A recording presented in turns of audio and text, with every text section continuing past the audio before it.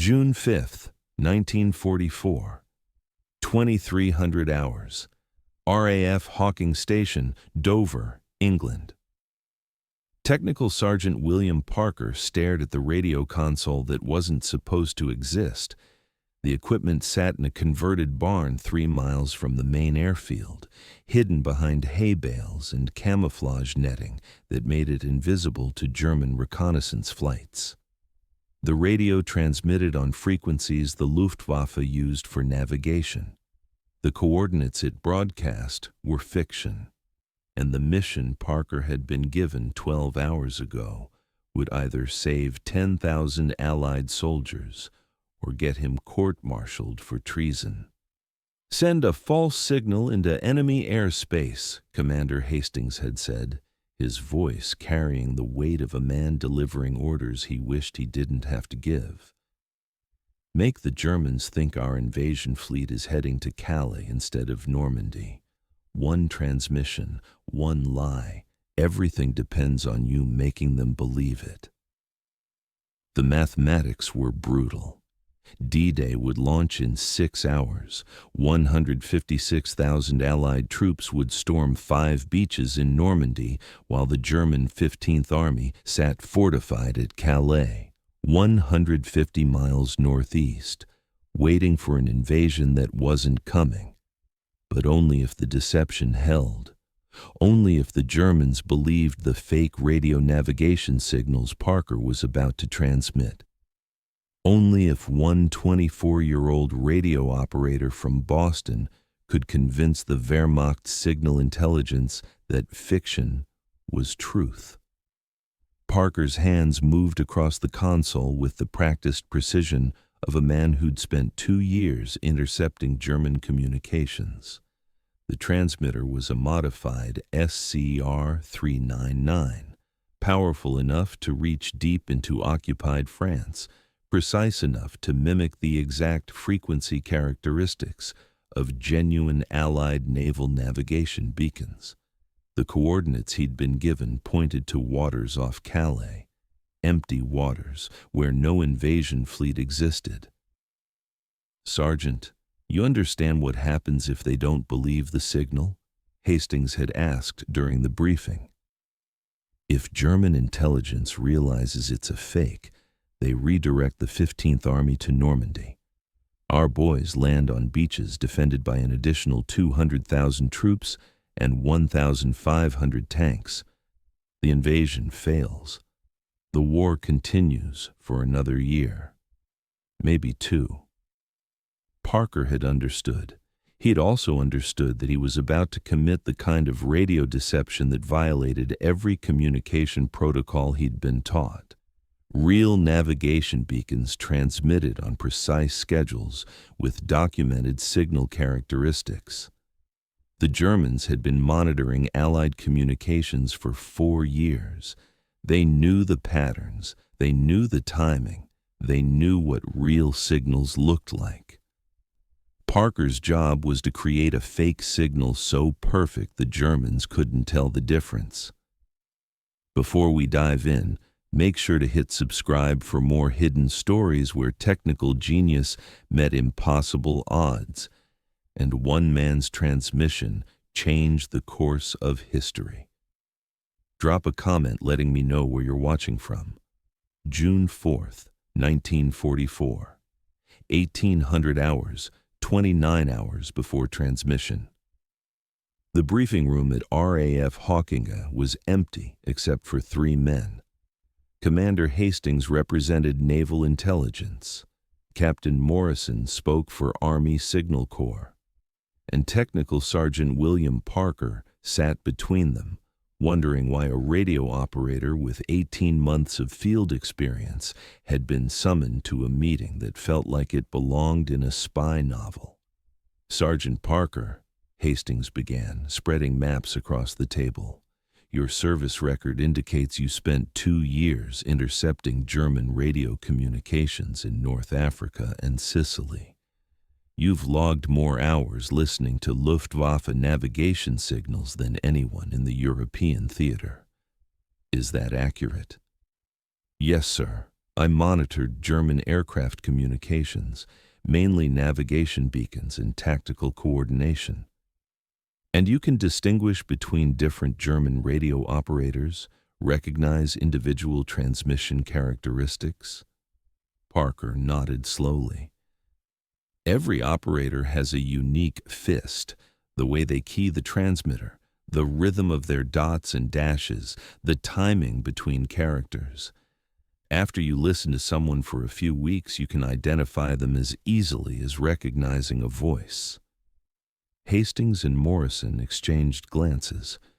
Whatever they were about to ask, it was the answer they'd hoped for. The Germans have the same capability, Morrison said. Their signal intelligence units monitor our communications. They know our operators. They know our equipment. They know the difference between a real Allied navigation beacon and a fake one. He pulled out a technical diagram showing radio frequency spectrums and signal characteristics. Tomorrow night, we need you to transmit a navigation beacon that guides Phantom invasion forces toward Calais. The signal must be perfect. If the Germans detect any irregularity, wrong frequency drift, incorrect power output, suspicious timing, they'll know it's a fake. They'll realize Normandy is the real target, and 156,000 Allied soldiers will land on beaches that should have been lightly defended.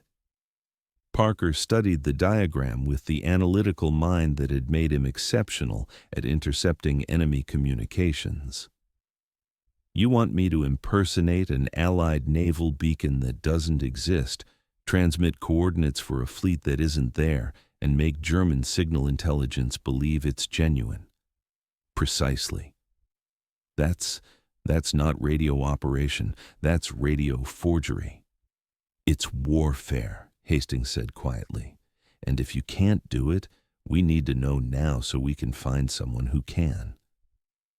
Parker looked at the map showing Normandy and Calais, at the red markings indicating German defensive positions, at the blue arrows representing Allied invasion routes. The deception wasn't just about one fake signal. It was about making the Germans keep their strongest army in the wrong place at the exact moment when battlefield positioning would determine whether D-Day succeeded or failed. I can do it, Parker said finally, but I'll need access to captured German signal intelligence reports. I need to know exactly what they're listening for, what characteristics they use to verify genuine signals. Morrison slid a thick folder across the table. Everything we've captured from German radio intercept stations, signal analysis, equipment specifications, operator procedures. Study it tonight. Tomorrow you'll have 12 hours to prepare the transmission. Then, at 2300 hours, you'll broadcast a signal that either saves the invasion or condemns it. Parker spent that night in a converted storage room, surrounded by German technical documents that had been translated by intelligence analysts who didn't fully understand what they were reading. The documents described how German signal intelligence verified Allied communications, frequency stability analysis, power output measurements, transmission timing patterns, even subtle characteristics like frequency drift caused by vacuum tube heating. The Germans weren't just listening to radio signals, they were analyzing them with scientific precision, looking for any anomaly that might indicate deception. Parker understood what that meant. He couldn't just transmit on the right frequency. He had to match every technical characteristic of a genuine Allied naval beacon. The signal had to drift slightly as vacuum tubes warmed up. The power output had to vary in the exact pattern produced by specific transmitter models. Even the timing between transmissions had to match documented Allied communication schedules. He was being asked to forge a radio signature with the same precision a counterfeiter used to forge currency. Except instead of fooling bank tellers, he had to fool German signal intelligence officers who'd spent 4 years studying Allied communications. The technical challenge was staggering, but as Parker read through the captured documents, he noticed something the intelligence analysts had missed. The Germans were looking for perfection. They expected Allied signals to be precise, consistent, professional. Any deviation from perfect transmission characteristics suggested either equipment malfunction or deliberate deception, which meant the way to create a believable fake signal wasn't to make it perfect. It was to make it imperfect in exactly the right ways. June 5th, 1944. 1400 hours. 9 hours before transmission. The radio equipment sat in the converted barn like a stage waiting for a performance that would either be brilliant or catastrophic. Parker had spent the morning modifying the SCR-399 transmitter, deliberately introducing the kinds of imperfections that characterized real Allied naval beacons. He'd slightly detuned one vacuum tube to create characteristic frequency drift. He'd adjusted the power supply to produce subtle voltage fluctuations that would show up in signal analysis. He'd even damaged one of the antenna connections to create intermittent signal degradation that matched the kind of wear genuine equipment experienced after months at sea. The result was a transmitter that produced imperfect signals, the kind of imperfections German analysts would expect from real equipment operated under field conditions.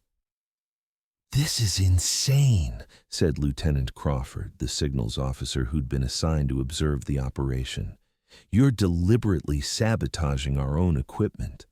"I'm making it authentic," Parker replied, adjusting a calibration setting that reduced signal stability by exactly 3%. "The Germans know real equipment isn't perfect. If I transmit a flawless signal, they'll know it's fake. But if I transmit a signal with the right kind of imperfections, they'll believe it's genuine." Crawford watched Parker work with the mix of horror and fascination that came from watching someone break every rule in the technical manual while somehow making it work. "You realize if this fails, you'll be explaining to a court-martial board why you deliberately damaged military communications equipment. If this fails, a court-martial will be the least of our problems." At 1600 hours, Parker began the final preparation. The transmission coordinates pointed to waters off Calais, where German intelligence would expect Allied naval forces to assemble before an invasion.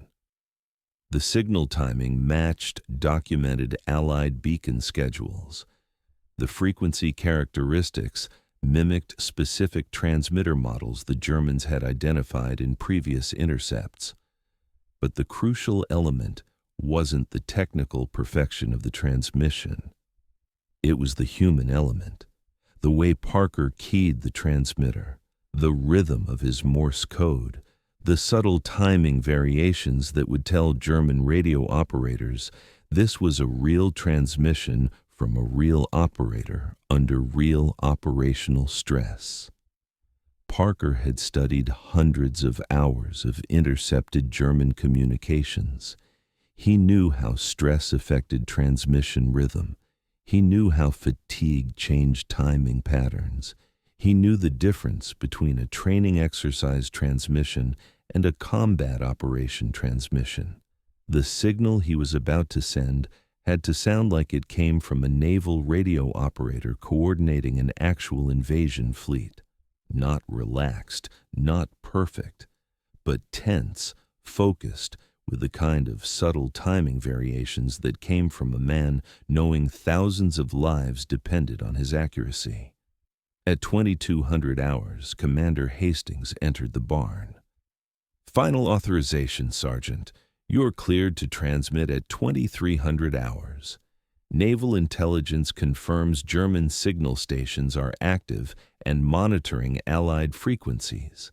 They'll hear your signal. The question is whether they'll believe it. Parker checked his watch. 58 minutes until he committed what might be the most consequential radio transmission of the war.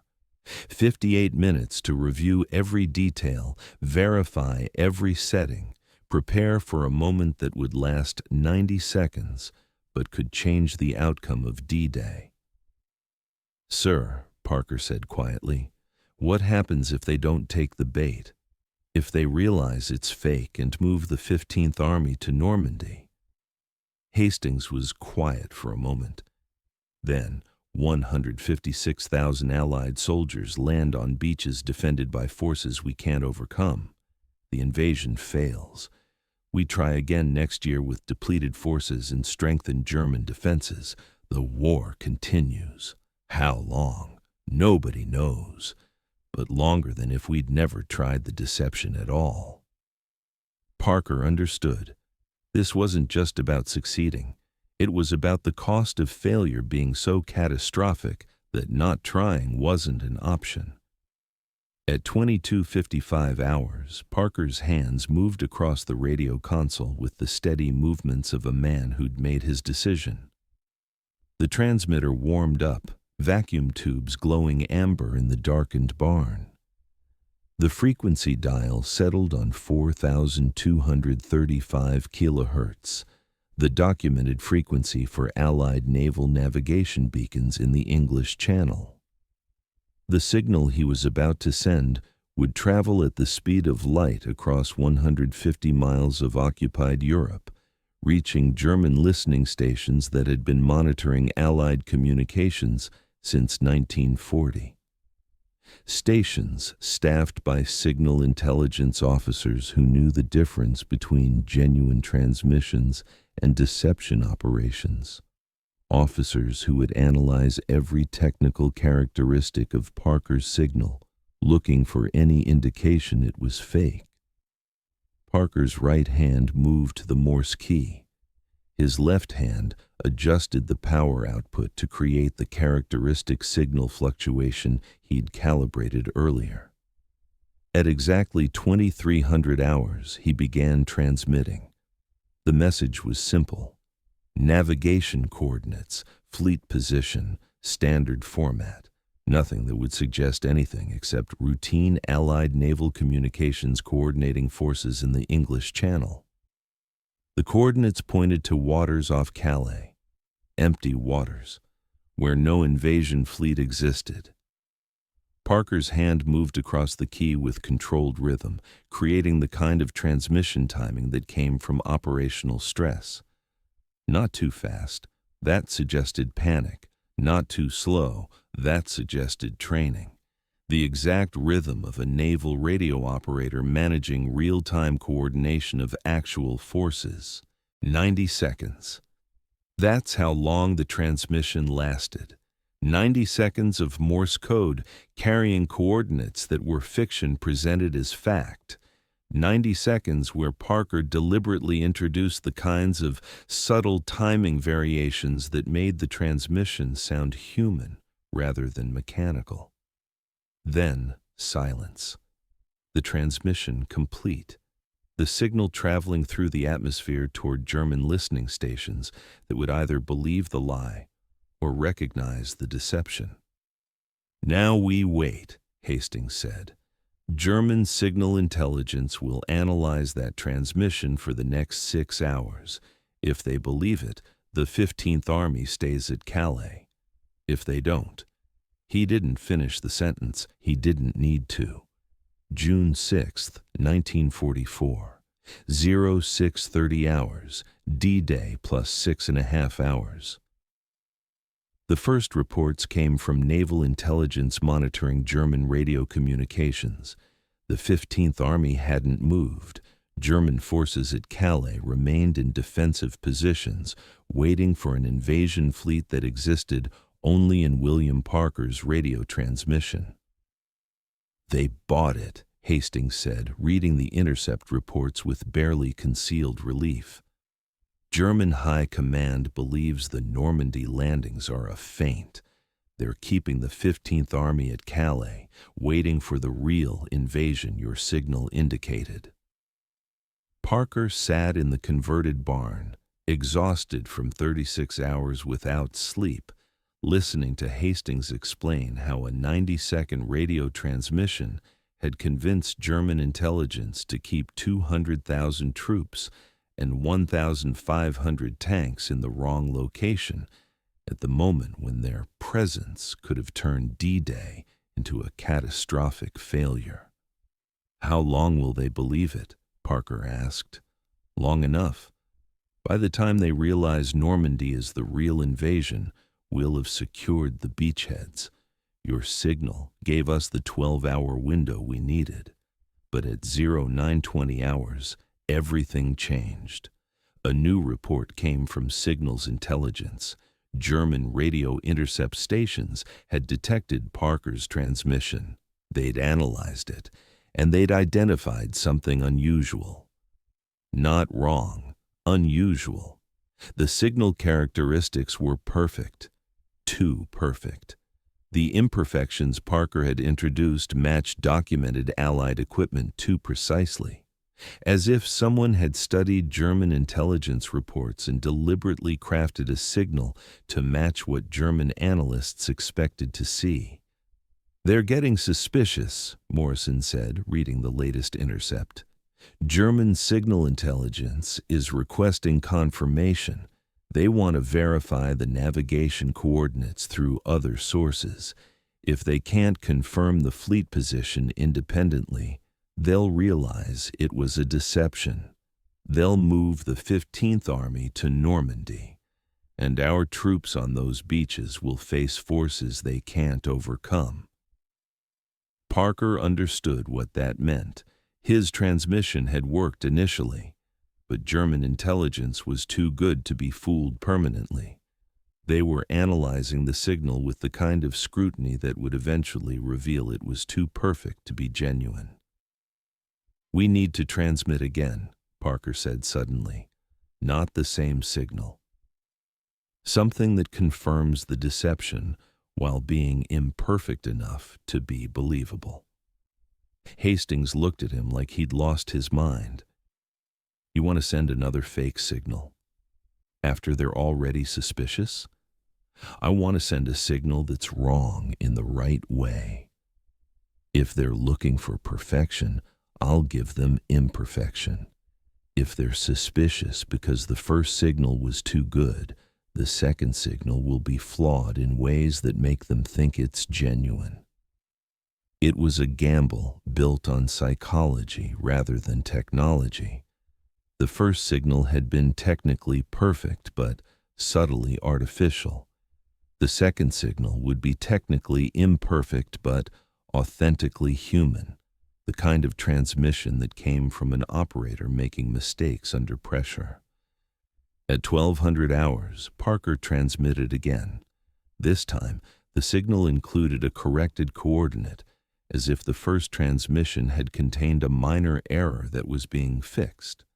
The frequency drift was more pronounced, suggesting equipment degradation, and, crucially, Parker deliberately introduced a Morse code error that he then corrected, the kind of mistake a real operator might make under combat stress.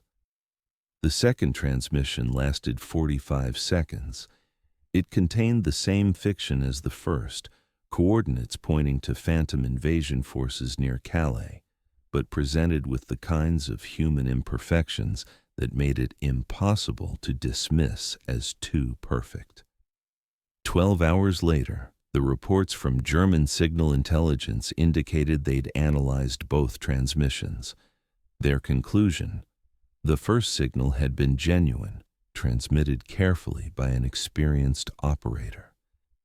The second signal showed signs of operational stress and equipment degradation consistent with naval operations under combat conditions. The coordinates were verified internally consistent. The Germans stopped questioning. The 15th Army remained at Calais. William Parker's two transmissions, 90 seconds and 45 seconds of carefully crafted radio deception, had convinced German high command to keep their strongest army in the wrong place during the most critical 12 hours of D-Day. But the story didn't end there. 3 weeks later, June 27, 1944, Allied forces advancing through Normandy captured a German signals intelligence station near Cherbourg. Among the prisoners was Hauptmann Klaus Fischer, chief signal analyst for the Wehrmacht's radio intercept service. Fischer had been personally responsible for analyzing Parker's transmissions and recommending they were genuine. During interrogation, Fischer was shown the equipment Parker had used: the deliberately degraded transmitter, the modified frequency characteristics, the carefully calibrated imperfections designed to fool German signal intelligence. Fischer studied the equipment in silence. Then he did something unexpected. He smiled. "Remarkable," Fischer said in fluent English. "I analyzed those transmissions for 6 hours. I looked for every possible indication of deception, and I concluded they were genuine because whoever created them understood something most people miss. Perfection is suspicious. Only imperfection is believable." The intelligence officer conducting the interrogation exchanged glances with his superior. "You're saying you knew it might be fake." "I'm saying whoever designed that deception understood how German signal analysis works better than most of our own operators. The first transmission was too good. I noticed. I requested confirmation.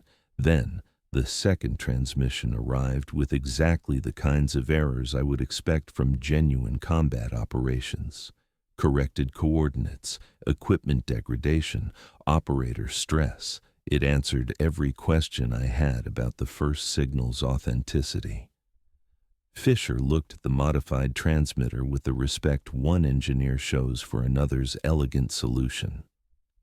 "You didn't just fool us. You understood our psychology.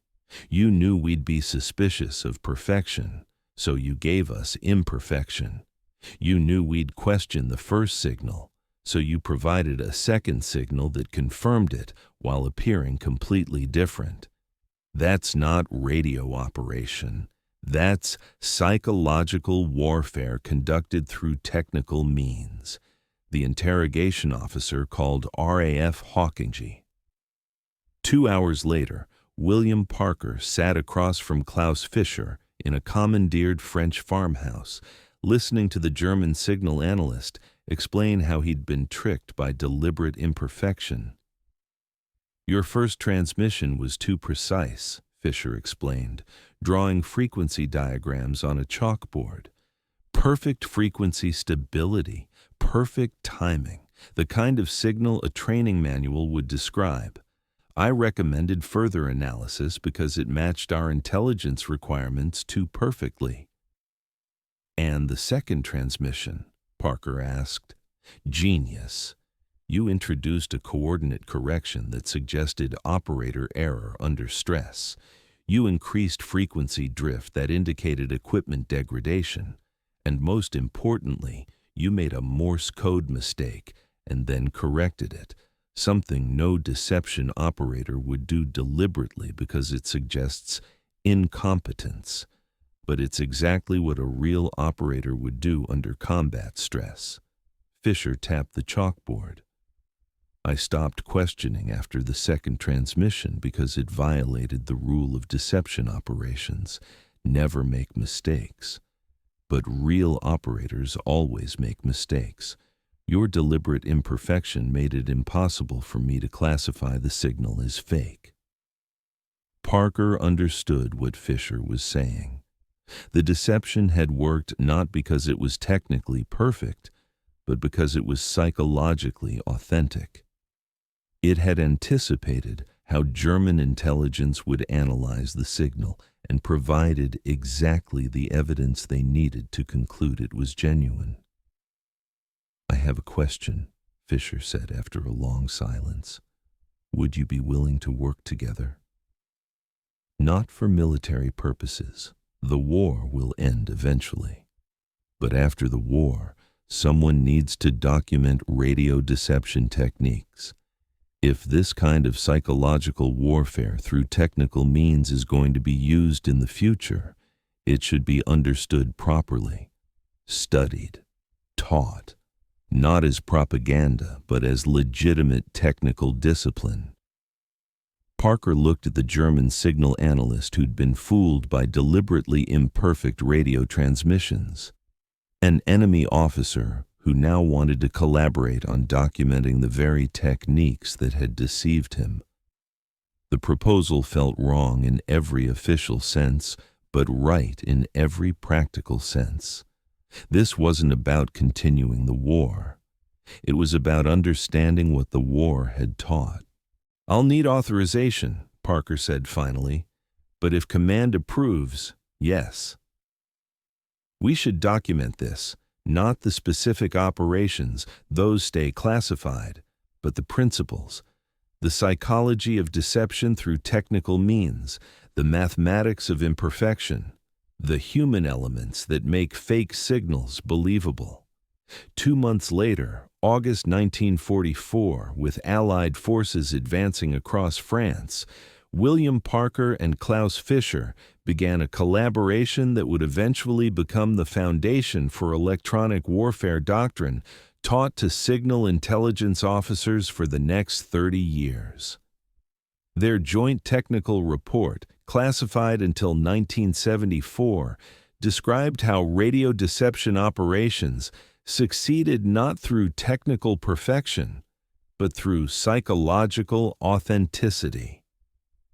The report documented how Parker's transmissions had worked, not because they were flawless, but because they contained the exact kinds of flaws that made them believable.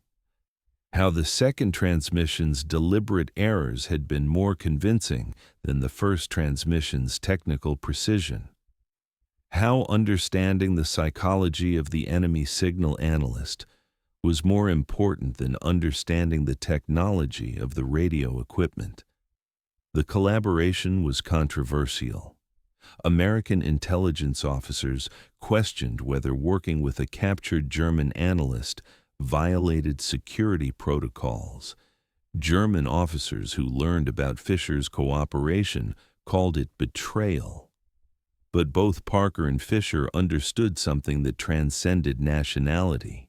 Technical knowledge wasn't owned by one side or the other. It was discovered through conflict and refined through collaboration. December 1944, 6 months after D-Day. William Parker received a commendation from Naval Intelligence for exceptional technical achievement in electronic warfare operations, resulting in strategic advantage during critical combat operations. The commendation didn't mention the fake radio transmissions. It didn't explain how 90 seconds of deliberate imperfection had helped save D-Day. But everyone who read it understood that sometimes the most important victories came from operations that would never be fully described in official records. Klaus Fischer spent the remainder of the war as a technical consultant to Allied signals intelligence, helping decrypt German communications using his knowledge of Wehrmacht radio procedures. After the war, he returned to Germany and became a professor of electrical engineering, teaching a generation of students about radio propagation and signal analysis. He never mentioned his wartime role until 1975, when the classified report he'd written with William Parker was finally declassified.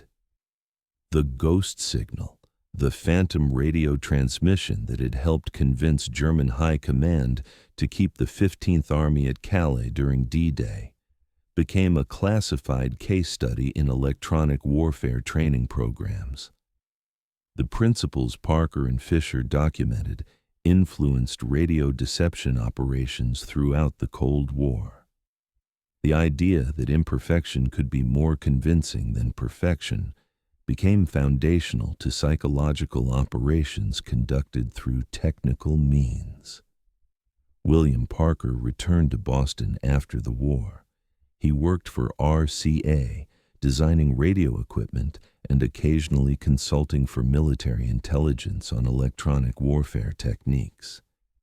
He never spoke publicly about his role in D-Day deception operations, but sometimes, when colleagues asked how he'd become so expert in radio signal characteristics, he'd smile slightly and say he'd learned from the best teacher possible, someone who'd tried to catch him lying and had documented exactly why the lie had worked. The legacy of the ghost signal extended beyond World War II. Every electronic warfare officer trained in radio deception learned the principle Parker had discovered. Authenticity comes not from technical perfection, but from human imperfection. Fake signals convince not because they're flawless, but because they contain the kinds of flaws real operators make under real stress. In 1994, 50 years after D-Day, the full details of Parker's transmissions were finally declassified. Military historians analyzed how 2 radio transmissions, totaling 135 seconds, had contributed to keeping German forces in the wrong position during the most critical hours of the invasion. The mathematics were complex, but the conclusion was clear. Those 135 seconds had changed the tactical situation enough to affect the strategic outcome. How much? Impossible to quantify precisely. But Allied casualties on D-Day were significantly lower than worst-case projections. The beachheads were secured faster than planners had hoped, and the German 15th Army remained at Calais for 12 hours after the Normandy landings, 12 hours when their presence at the invasion beaches could have turned success into catastrophic failure. William Parker died in 1998, at age 78. His obituary in the Boston Globe mentioned his work at RCA and his service in World War II. It didn't mention the ghost signal, but former colleagues from military intelligence attended his funeral, and one of them quietly placed a photograph beside the casket, an old black-and-white image showing a converted barn in England and a radio console that didn't officially exist. Klaus Fischer died in 2002 at age 83. His obituary in German technical journals mentioned his career as an engineering professor and his contributions to radio signal analysis. It didn't mention his wartime collaboration with an American radio operator. But former students who attended his memorial service noticed something unusual. Among the technical papers Fisher had published, one bore a co-author name that was redacted. The date of publication was listed as 1974, when a certain classified report had been partially declassified. 2 men from opposite sides of a war, 2 technical experts who'd engaged in a contest of deception and analysis, 1 transmission designed to fool, 1 analyst trying to detect the deception, both eventually realizing that the most important lessons came not from conflict, but from understanding why the deception had worked. The ghost signal remains classified in some respects. The exact frequencies Parker used, the specific equipment modifications, the detailed technical characteristics that made the fake signal convincing. These details stay secret because the principles still apply to modern electronic warfare. But the core lesson, that human imperfection is more authentic than technical perfection, has become public knowledge, It's taught in signal intelligence schools. It's discussed in academic papers about psychological warfare. It's understood by anyone who works in electronic deception operations. One radio operator, two transmissions, 135 seconds of deliberately imperfect signal designed to fool the most sophisticated signal intelligence service in the world. And a German analyst who eventually helped document exactly why the deception had succeeded. Sometimes the most important victories aren't won with perfect execution. They're won with imperfect execution that's so authentically human that nobody suspects it's fake. The mathematics of deception, measured in Morse code timing and frequency drift, contributed to saving D-Day. But the real victory was in understanding that authenticity comes from being perfectly imperfect. William Parker never considered himself a hero. He considered himself a radio operator who'd been asked to solve an impossible problem and had discovered that sometimes impossible problems have imperfect solutions. Klaus Fischer never considered his analysis a failure. He considered it a lesson in how the most effective deceptions aren't about fooling technology. They're about understanding human psychology. Together, they wrote the textbook on electronic warfare deception that's still taught 70 years later. A textbook about how 90 seconds of imperfect radio transmission changed the course of history by being too human to be fake. The ghost signal, the phantom transmission, the lie that was so imperfect it became believable. And somewhere in the technical manuals that train electronic warfare officers, there's a footnote that most people skip but specialists always read. Perfection is suspicious. Only human imperfection is authentic. The most effective deception is one that makes deliberate mistakes in exactly the right way. William Parker would have smiled at that footnote. Klaus Fischer would have agreed with it. And together, they'd have understood that sometimes the most important lessons come from being wrong in the right way at exactly the right moment. The impossible signal that saved D-Day, made possible by understanding that nothing perfectly fake can be as convincing as something imperfectly real.